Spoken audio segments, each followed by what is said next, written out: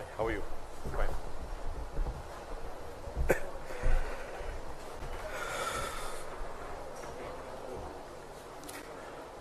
On the stage, thank you, Mr. Gandhi and Mr. Rishi Burwa, Director of Pratidin. I now invite Mr. Rishi Burwa to felicitate Mr. Gandhi.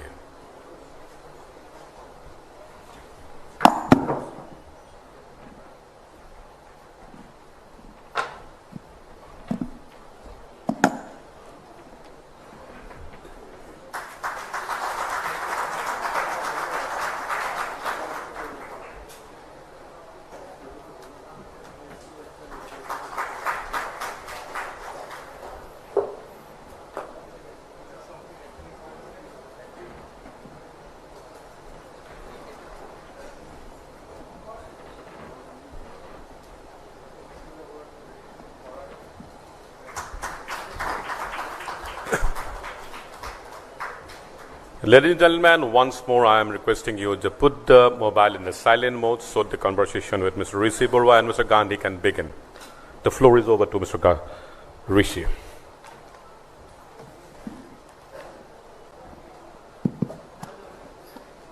Good morning, ladies and gentlemen.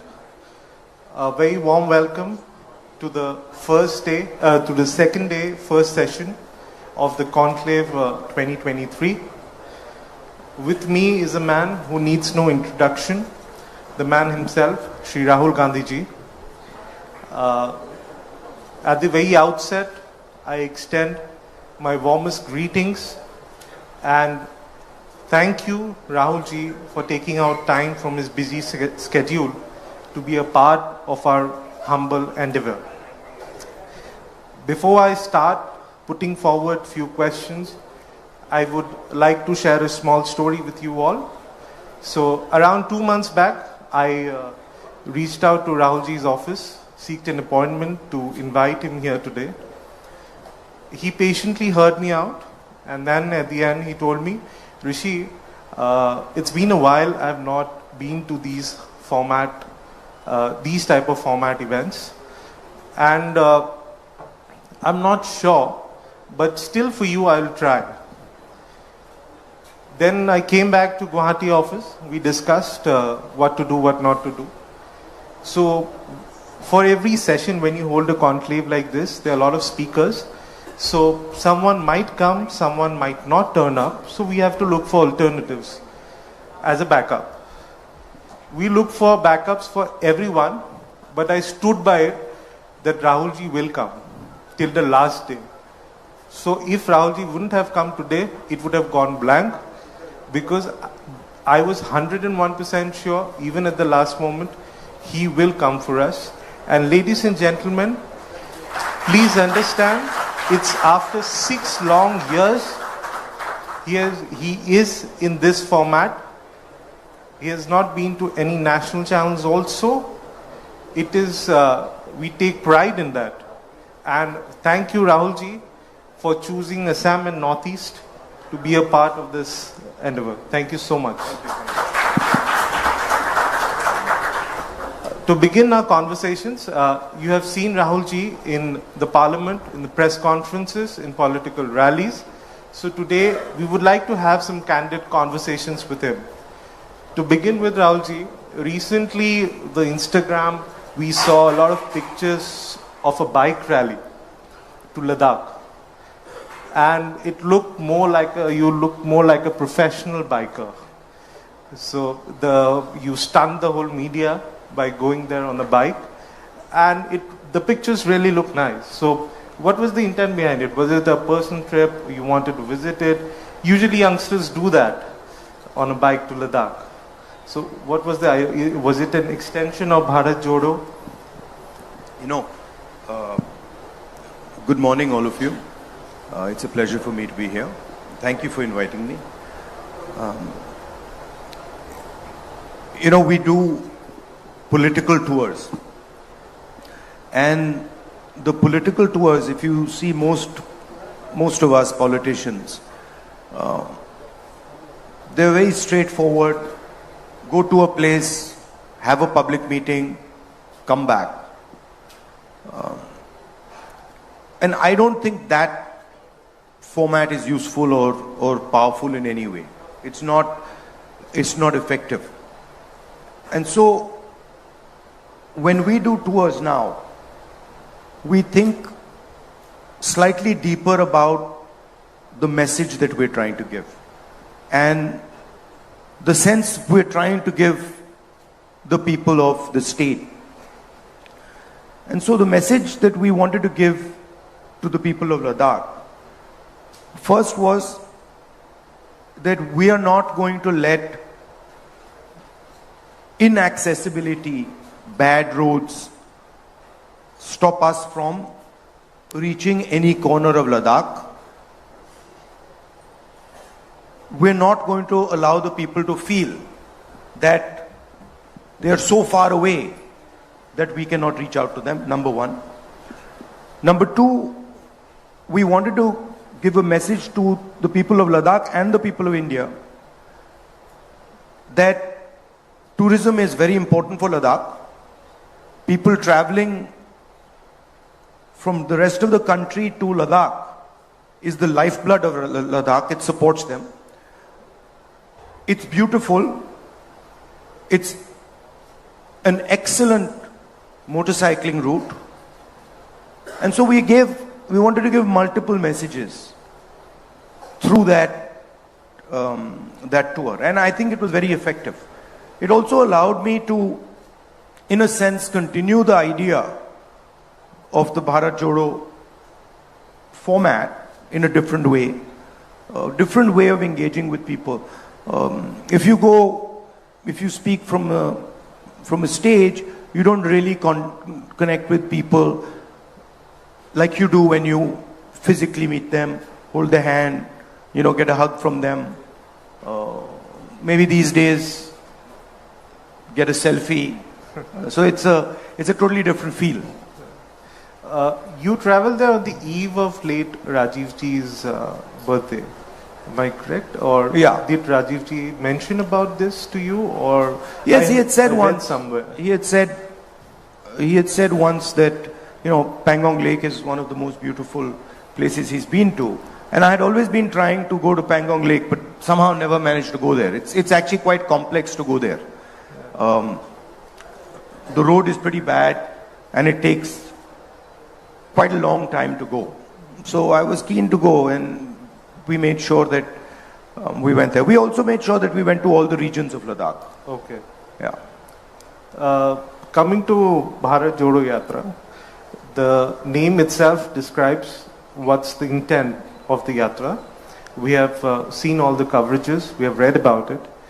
We know why the yatra was organized. But we don't know your perspective. Politically, what were your learnings from this yatra? I'm sure you have met thousands of people. You have heard their stories. You held their hands. You walked with them from Kanyakumari to Kashmir. So politically, what were your learnings from it? And as a human being also? I mean, politically, my learnings were that in 21st century India, the communication architecture is so captured by the BJP that it is practically impossible to talk to the people of India through that communication architecture.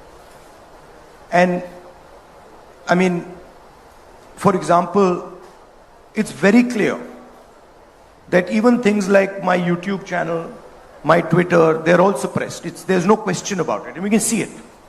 Right? So the yatra was almost a necessity for us to communicate. Because no matter what we say in the opposition, it does not move through without distortion in the national media. And so for me, the big learning was old style communication.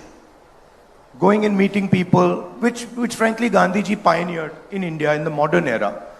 Others pioneered it, in the older times. And you have examples all over the world, all over India. That still works. And what was beautiful to me was that no matter how much energy the BJP put, no matter how much the media tried to distort It didn't work because there was a direct connection. And for every story that the BJP media was trying to put in, there were thousands and thousands of videos coming from people which were contradicting that story. So it was almost a reverse capture of the mass media. And this problem is being faced across the world. This problem is not just an Indian problem. It's being faced in many other countries. And when I go there and I speak to them, it's very interesting that pretty much all countries are feeling this type of pressure. That's correct. That's a political learning. And I mean, that's fine. But for me, the personal learning was even more interesting, which was that where you think your limit lies is nowhere where your limit actually lies.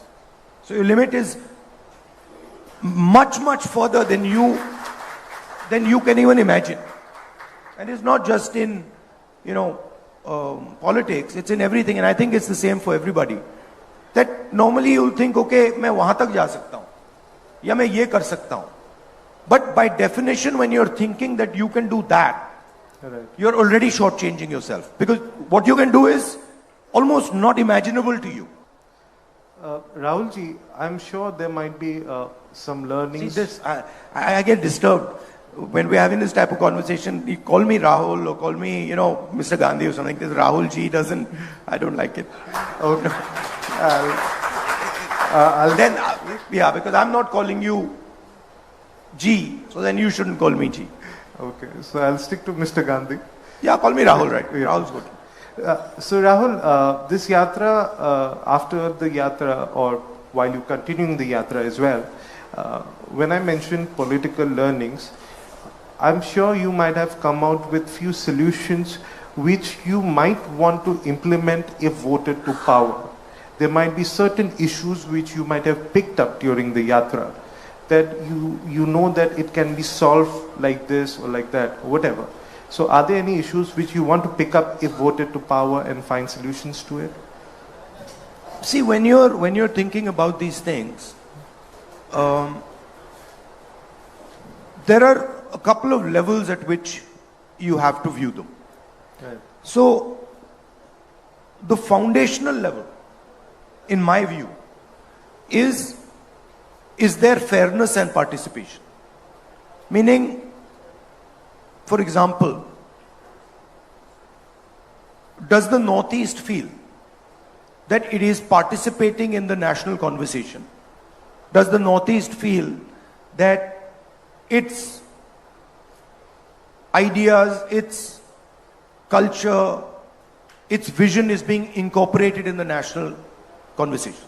So that would be a basic fairness, right? And there, on many axes, India is just completely failing, right? I did a speech in Parliament where I raised the point that the core of Indian government, 90 people who run this country, and they have much more power than MPs and MLAs. They decide policy. That's not how it was supposed to be. MLAs and MPs were supposed to decide policy. And that's how we started. But today bureaucrats decide policy.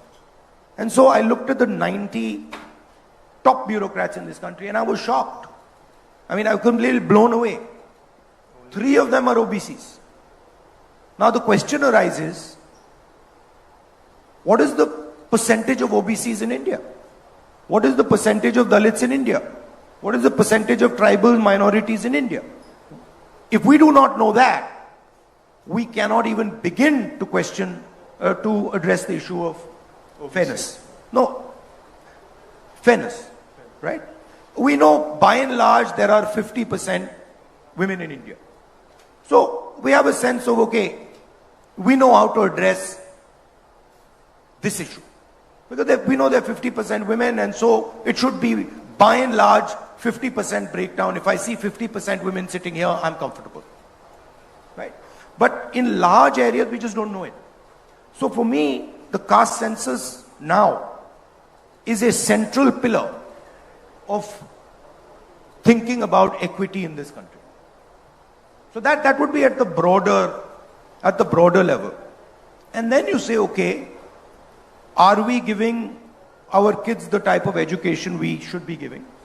Are we giving them and their parents and their grandparents the type of healthcare system that we should be giving them? And then there we have examples. So I was in Rajasthan yesterday, and I think the healthcare solutions that we have come out with in Rajasthan are cutting edge anywhere on the planet in the 21st century. And so there we can see that, okay, there are some ideas that Rajasthan has developed. If you go to Chhattisgarh, some of the work that we are doing with connecting traditional production activities, manufacturing activities, some of the work we're doing with farmers is completely cutting edge. You go to Karnataka, the social security system we have set up in Karnataka is cutting edge. So there are examples of these things. We can look and say, okay, this state is doing well. Rajasthan can become a framework for a national healthcare solution. Rahulji, coming to Rajasthan, Chhattisgarh, when after 2014, non-BJP parties did win few of the states, and after that there was an air that there might be a change in 2019 in the government, but obviously that did not materialize. In coming days, you have 4 major state elections. You might win all of them, or might not win any of them, or might win 50% of them. No, the question of us not winning any of them is not going to happen. I'll tell you, there's no question. There's no way we're not going to win any of them. Okay. I would say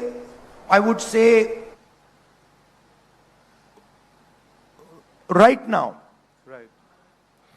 we are probably winning Telangana. Right. We are certainly winning Madhya Pradesh. We are certainly winning Chhattisgarh. Okay. Rajasthan, we are very close, and we think we'll be able to win. Okay. So that's what it's looking like. And by the way, that's also what the BJP is internally saying. Right. We learned a very important lesson in Karnataka. Okay. And the lesson was that the BJP wins elections by distracting and not allowing us to construct our narrative. And so what we did in Karnataka, we fought the election in a way where the BJP could not. What you're seeing today, this gentleman, Mr. Biduri, and then suddenly this Mr. Nishikant Dubey, this is all the BJP trying to distract from the idea of the caste census. They know that the caste census is a fundamental thing that the people of India want, and they don't want to have that discussion.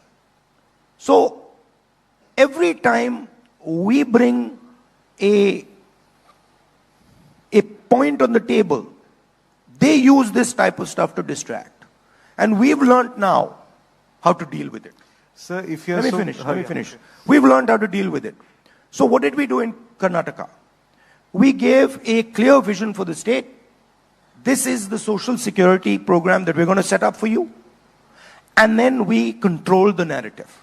If you look at the Telangana election, we are controlling the narrative. The BJP is not even in the narrative now. It's gone. In fact, the BJP party has been decimated. It's over in Telangana.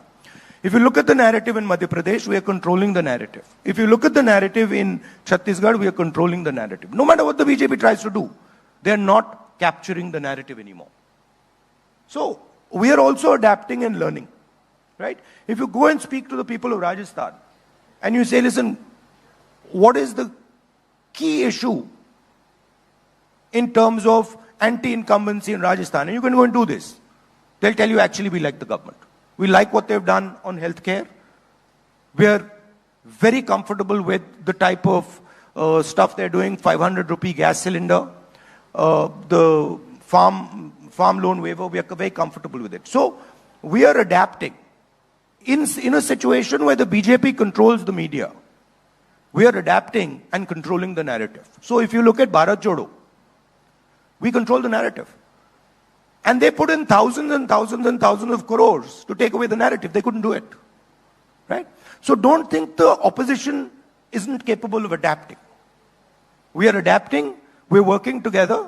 We are 60% of India's population. BJP is in for a surprise in 2024. That's what my next question was. So, if you win 3 states, 4 states, I appreciate the confidence. My best wishes for you. So, if you win, if you silently go and ask the BJP people, you ask the BJP leadership in Rajasthan, right? Ask them what's going to happen in the election. They'll tell you. Ask them what's happening in Chhattisgarh. They'll tell you. But sir, will it set the momentum for 2024? If you win maybe 4 of them, are you confident it will set the momentum for 24? Because that did not happen in 19. I'm sure you have learned and adapted, like you are saying right now, controlling the narrative, pushing forward your agenda. So look, I'll tell you what the game is. The BJP has basically created a friendly monopolist. Okay? His name is Mr. Adani. I assume you've heard his name. You've heard his name? Yes. See, you're even a bit hesitant. You're even a bit hesitant कि भैया बोले ना. Right? So he has created this gentleman and essentially is handing over the key industries of our country to this gentleman. And this gentleman controls a significant chunk of the media in this country. Right? And there are other monopolists, but this man is the main gentleman. So there is a massive concentration of wealth that this gentleman has. And there is a huge amount of money that the BJP is generating from this.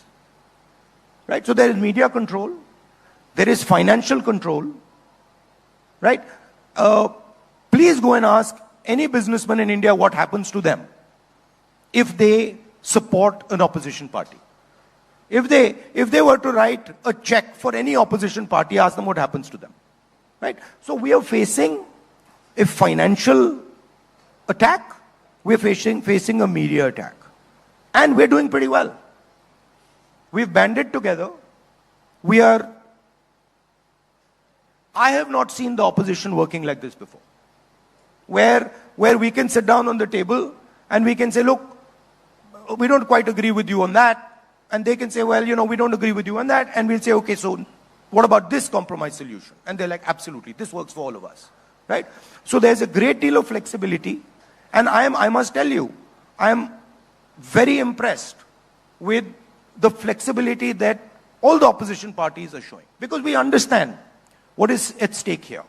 What we are not fighting now, a political party. You're fighting right? We are fighting the Indian state. And we are fighting to defend the idea of India. And that is why we have given our name, India. Sir, what's your opinion on one India, one election? Combining assembly elections with Lok Sabha elections. What's your take on that? It's one of the BJP's distraction strategies, right? Okay. Look, we started off with one election. Right? When we started our elections. Why do we have different dates? Because in the Indian system, a chief minister can say, actually, in year 2, I feel comfortable enough to win an election and I'm going to hold an election. Right? So, at any point, a chief minister can declare elections. Right? So, obviously that's why this has happened. Do you think it's practically possible with so many states, so many political dynamics, and then Lok Sabha? It's a distraction. It's a distraction. Look, the main issues in India are simple. Concentration of wealth. Huge inequality in wealth, number 1. Number 2, massive unemployment. Number 3, huge unfairness towards the lower castes, towards OBCs, towards tribal communities. These are the issues. Everybody knows them. Price rise. 1,000 rupees cylinder. Right? Now, BJP can't contest those. Right? So, let's have Mr. Biduri make a statement. Let's have, let's get together and sort of have elections together. Let's change the name of India. This is all distraction. We know it. We understand it. And we're not going to let them do it. Sir, recently there had been discussions on the Women's Reservation Bill. And this is one of the bills where Congress party has come out in support of, but excluding the 2 footnotes which you had been mentioning in the parliament also, and also in your press conference recently. So, what is the reservation on that? The women's bill, which every single party has supported, can be implemented tomorrow morning. All you have to do is you have to say 33% of the seats are going to be reserved for women in the Lok Sabha and the Vidhan Sabha. It's very simple. There's nothing more to it. If the BJP was serious about doing it, that's what they'd do. There's no connection between giving women's reservation and census. There's no connection between giving women's reservation and delimitation. They're not connected. Right? So once again, it's a distraction. They suddenly needed, they came up with the idea of the special session and they needed something. That they came out with because we made a speech about Adani and that newspaper, we did a press conference about Adani and the newspaper, the Financial Times, came out with a story. Suddenly they want to do a special session. The first thing they were planning in the special session was, India ko Bharat kar do. And then they got a backlash. They realized that there's a huge cost to this. People will not like this. So then they backed down on that. Now they've come out with this. But they've not actually given anything to the women of India. What they are saying is, 10 saal mein aapko women reservation bill mil jayega. And we are saying, nahi, aaj dijiye. ये जो आपने census की बात की है, ये जो आपने डिलिमिटेशन की बात की है, ये बहाने हैं. इनको परे कीजिए 33%, अभी दीजिए, हम सब सपोर्ट करेंगे. Okay, sir. If voted to power, do you commit that without the footnotes, you'll get it implemented as soon as possible? Absolutely. 100%. See, please look at our record. I spoke in Parliament the other day that we consider the independence to be the beginning of the transfer of power to the people of India. Not the end, the beginning. Right? One man, one vote. Institutions set up in the interest of the people of India. And we consider that to be work in progress. And we feel very strongly that Indian women are not participating in the political system the way they should be. The single biggest act to help Indian women participate in politics was carried out by the Congress party, which is 33% reservation in Panchayati Raj. That was a game changer. And we want to do this. And it's our record. Please also remember that when we were trying to pass the 33% reservation in Panchayati Raj, the BJP opposed us. And also realized that the RSS does not allow women into its ranks.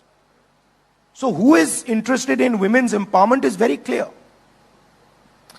Sir, coming to India Alliance, it's a new marriage. You have run a coalition government for 10 years, UPA 1, UPA 2.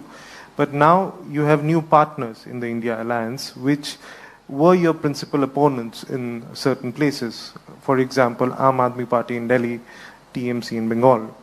So as of now, it looks nice. It seems everything is going fine.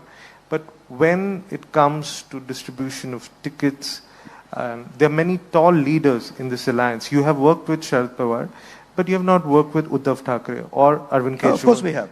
For a brief we've run a government with Uddhav Thackeray.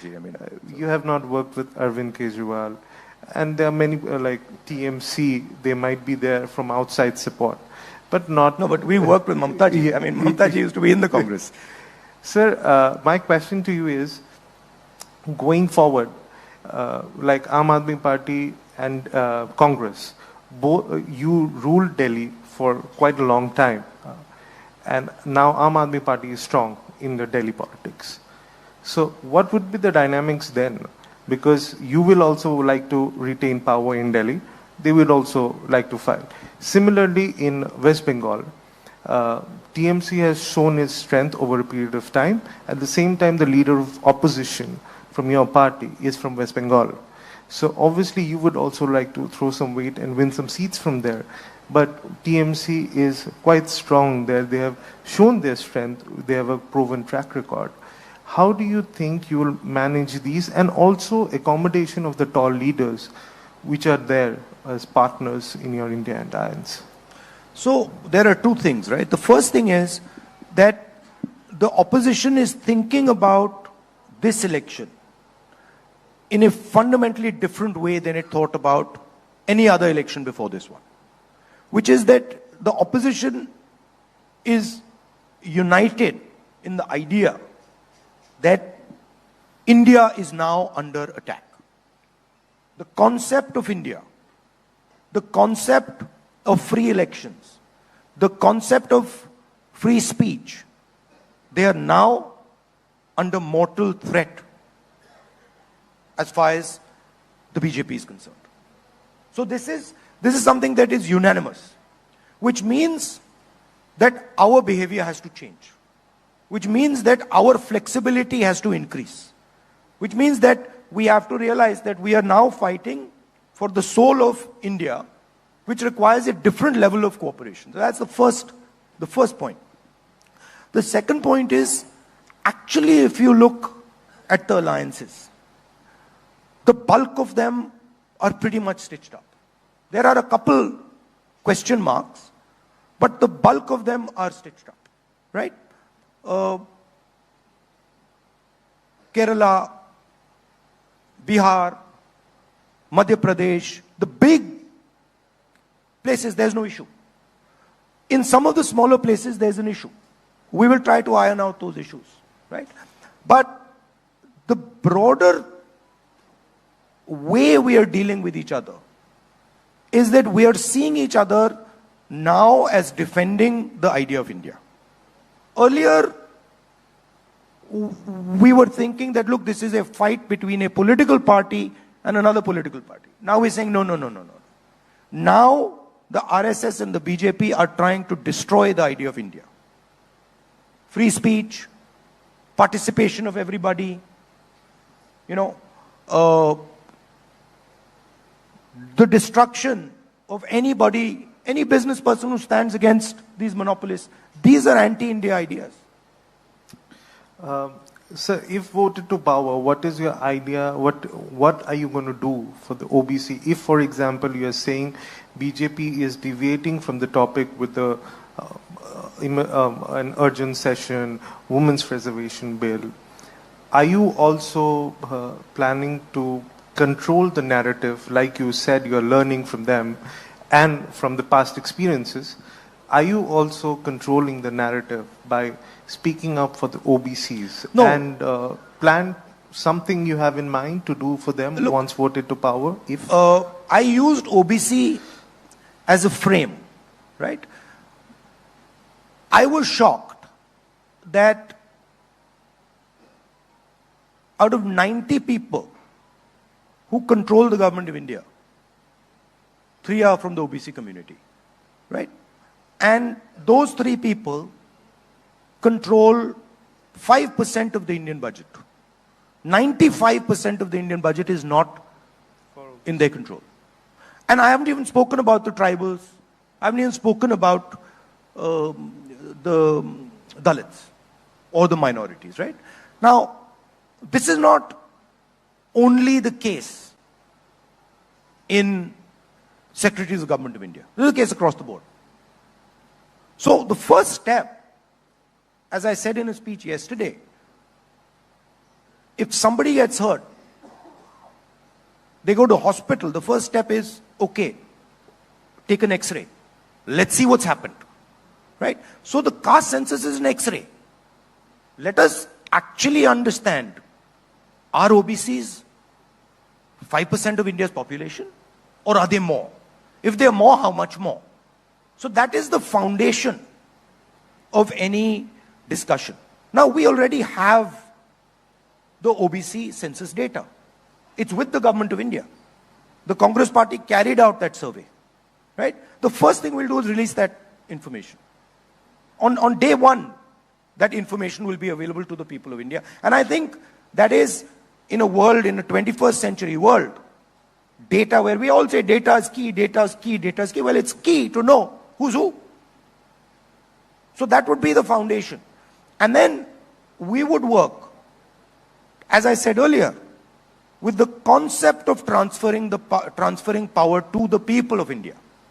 What the BJP is doing is taking away power from the people of India. When you feel uncomfortable, when you can't speak outside, when a small businessman cannot contest Mr. Adani, they're taking away power from the people of India. Right? We are fighting that. That's what India Alliance is trying to do. Take back power to the people of India. And that includes a accessible education system, an accessible high quality education system. It includes an accessible medical system. It includes support to small business people. It includes support to small media houses. You know, you asked me, listen, I told you, listen, I haven't gone to these conclaves. Well, I would consider you a relatively small player. I'm sitting here. I'm trying to give a message that, look, we want everybody in India, regardless of who they are, how big they are, to feel comfortable. We don't want them to feel, look, and it is not only farmers. It's small business people. It's somebody who's contesting in a business environment where he's being unfairly treated by a huge monopolist. Right? We want the energy of India to build the country. We don't believe that one or two people can build the country. We believe that if you really want to build the country, we have 1.4 billion people, and they should participate in the governance of this country. They should participate in businesses. They should participate in building the infrastructure. It should be a much more spread out process. So since we are from Assam and Northeast, so I'll like to ask a few things on that. So you are one of the few tall leaders who had visited Manipur and visited the relief camps and met the displaced people. So what are your learnings from there, and also few pointers which you wish to put forward to come out with a message, a solution for them? Look, I've been in politics. I've been in politics now since 2004. And I must have traveled to pretty much every district. Most districts I visited 2 or 3 times. Every state. I've never seen what I saw in Manipur. In my entire life in Indian politics, I've not seen it. Right? And I'll tell you the story. When we arrived there, all the communities were very happy for me to go. And they all invited me. When we arrived there, when we were going to visit one community, say we were going to visit the Kuki community or the Meitei community, we were told before we entered that, listen, we are very happy for you to come. But if in your security there is a person from the other community, we will shoot him. So we had to, before we entered the area, we had to say, okay, we are going into Kuki area. Meiteis, please leave. And then when we were going into Meitei area, we had to say, okay, we are going into Kuki area.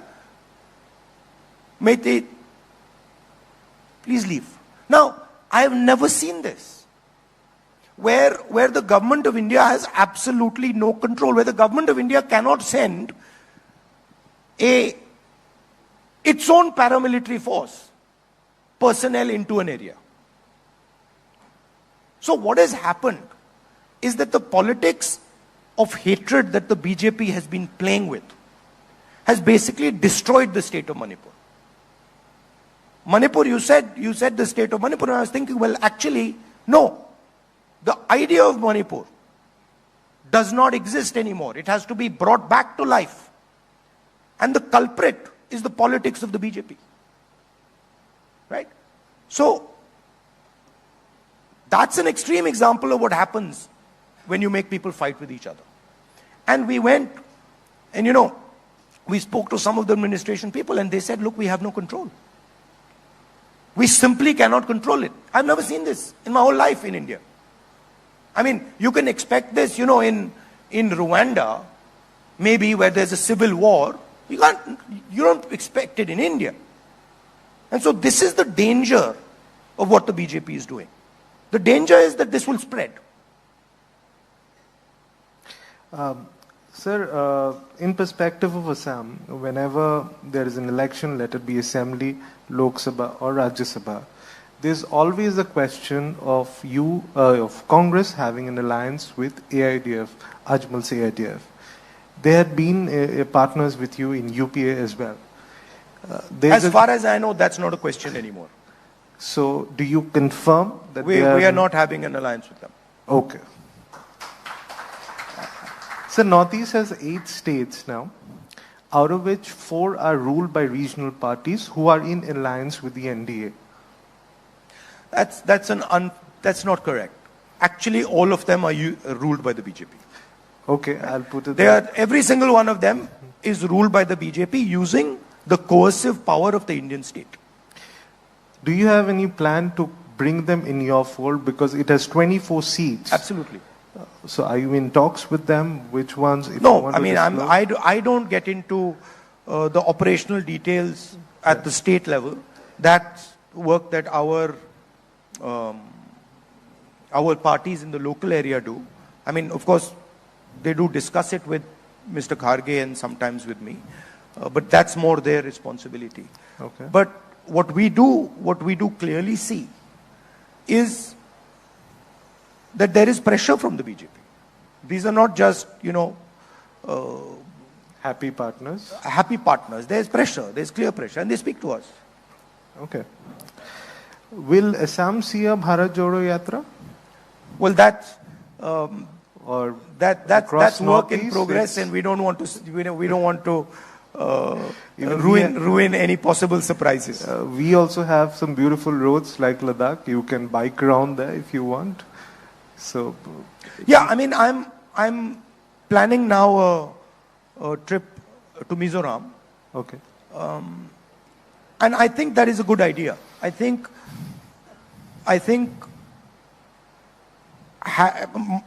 for myself, having a longer tour and a sort of deeper tour where I meet people in the different states of the Northeast, I think that would be a good thing. It would be very, very useful for me, because it allows me to understand with a bit more depth what the people of the region want. So it's something that we're thinking about and we'll do. And that's discussion in progress right now. Okay. So I'm sure all of us have... You're saying, is there going to be another Bharat Jodo Yatra? Please realize, walking 4,000 kilometers is not like something you do. You get up in the morning and say, "Chalo bhaiya, 4,000 kilometers chal dete." It's not an easy thing to do. It's hard. Right. So I'm sure all of us have... The tendency is, "ठीक है भैया, south से north कर दिया, east से waste कर दो, अच्छा फिर इस साइड से इस एंगल से काटो, फिर इस साइड से काटो." No, I mean, those are difficult things. But I don't know about the timing, but the walk from Kanyakumari to Kashmir allowed me to see India through a particular lens, a particular framework. Right? And I'm certain that the walk from east to west or west to east will allow me to see India from a different perspective and a different framework. Okay. I think walking from south to north is completely different than walking from west to east or east to west. It's a different paradigm. It's a different way of thinking. So I will have the opportunity, if we do it, to see India from a completely different perspective. So it's something that I'm quite keen to do. Let's hope that. And you'll be surprised, but you'll be surprised, but actually maza aata hai. It's a crazy thing, but maza aata hai. You meet people and you meet very interesting people. They tell you stuff. There's a lot of affection. People are very loving. You see it very differently than when you go in a flight or when you go in a car or when it's a completely different world because there is suffering involved. हमारे culture में जो तपस्या की बात करते हैं, it opens the mind actually.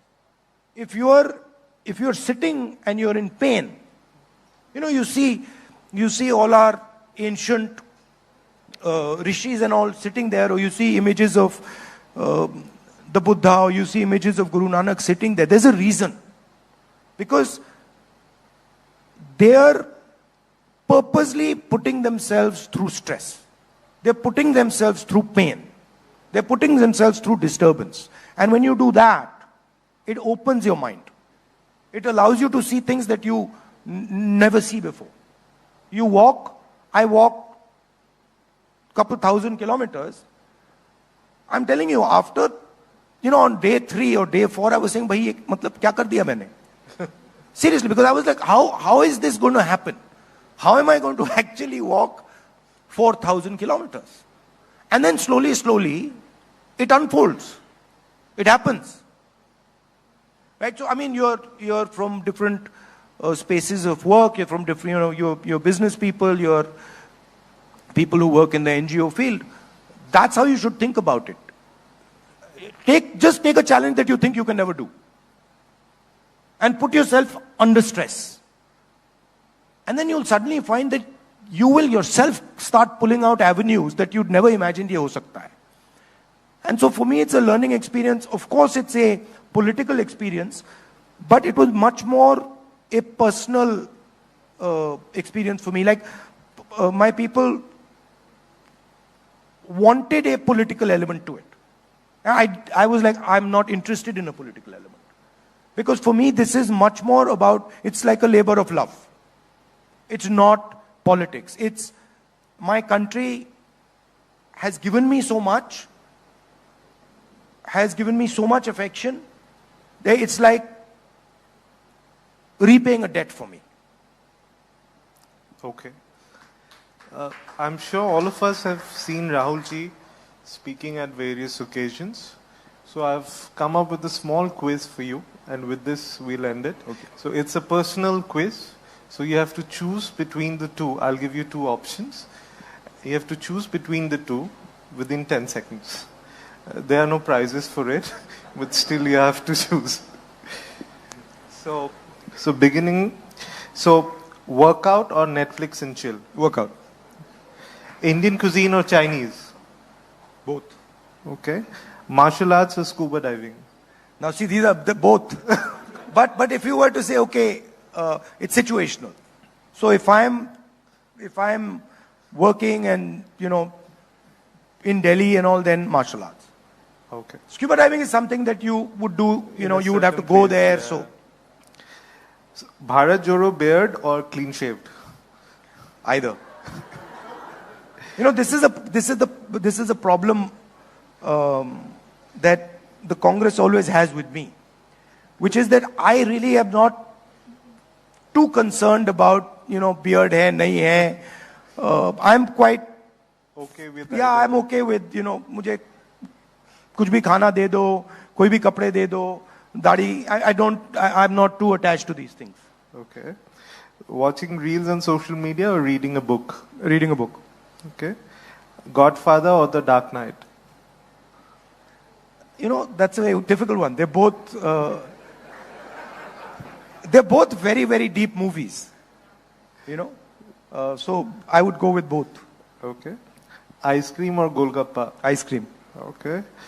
If not a politician, then who? Anything. Any See, politician in particular? I don't see it like that. Politician is one frame of me, right? When I am talking to my nephew and his friends, I'm a teacher, right? When I am in the kitchen, I'm a cook. So we all have many different frames, right? Okay. You are a journalist, you're a father, you're a son, you might have certain skills that are as important to you as journalism, but you will be seen with one lens. Right. Right? You'll be seen with, bhaiya ye to dekho journalist hai. Right. So I'm actually, one of my lenses Is politician. is politician, and then I view my life as a journey. Right? So Correct. I like to learn and understand things on this journey. Okay. Next question is tricky. You can choose anyone. Love of your life. It can be a sport, a person, your mother, your sister, anyone. I mean, quite a few. You can name one or two for I mean, us. my mother, my sister, my little puppy these days, he's, and some of my friends. Yeah. Okay. Driving cars or riding bikes? I see them as the same thing. Okay. So it's, Which is more it's fun to basically, do? it's basically focus. Okay. Cricket or football or anything else? Football. Okay. Messi or Ronaldo? Ronaldo. Okay. Though I think Messi is actually a better footballer. So now you're being politically correct. No, because I think Ronaldo, I like Ronaldo's kindness. Okay. So, but if you were to ask me, if I was running a football team, who would I prefer? I'd probably prefer Messi. Okay. So if cricket, Virat Kohli or Rohit Sharma? I mean, either. I'm not a huge cricket fan. I know that's not a good thing to say, but I'm not a huge cricket fan. Okay. So Bharat or India?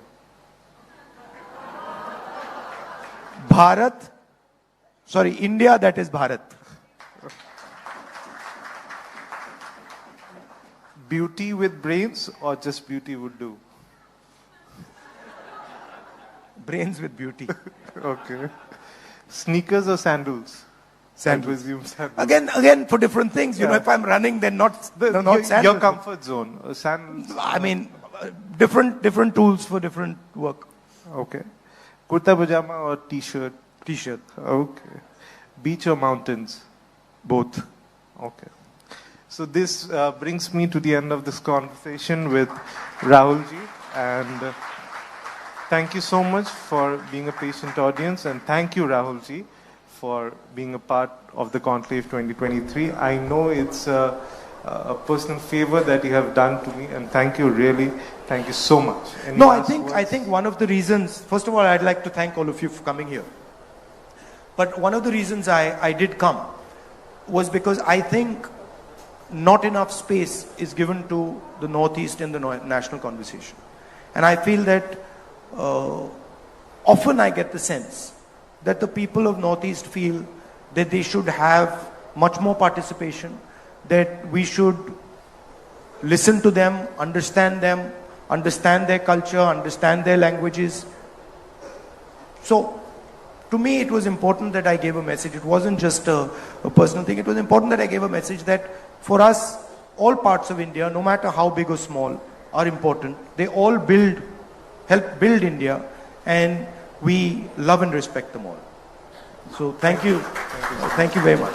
Thank you so much, sir. Thank you, Mr. Gandhi. Thank you, Mr. Borua. So.